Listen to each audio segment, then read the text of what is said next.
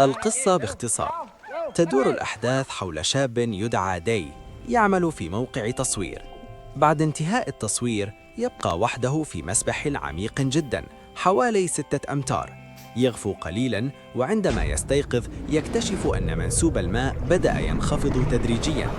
المشكلة: لا يوجد سلم للخروج، الجدران زلقة وعالية، لا أحد في المكان. وكأن هذا لا يكفي، تظهر مفاجأة أخطر: تمساح ضخم موجود داخل المسبح. من هنا يبدأ الصراع الحقيقي. داي يحاول النجاة بأي طريقة، يستخدم ذكاءه وأي شيء حوله، يواجه الخوف والتعب والعطش، ويحاول حماية نفسه وأيضا صديقته التي تعلق معه لاحقا. الفكرة الأساسية: الفيلم يعتمد على التوتر والبقاء survival، وكيف يمكن للإنسان أن يقاتل حتى آخر لحظة عندما يكون محاصرا بلا مخرج.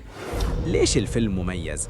مكان واحد فقط، المسبح، لكن مليء بالإثارة، ضغط نفسي عال جدا. كل دقيقة تحس إنك أنت العالق معهم. คงไม่มีอะไรเลวร้ายไปกว่านี้แล้ว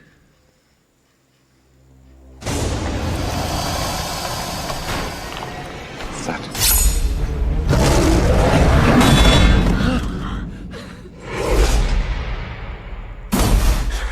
ช่วยด้วย ไม่มีใครติดอยู่ในสระว่ายน้ำจะตายหรอก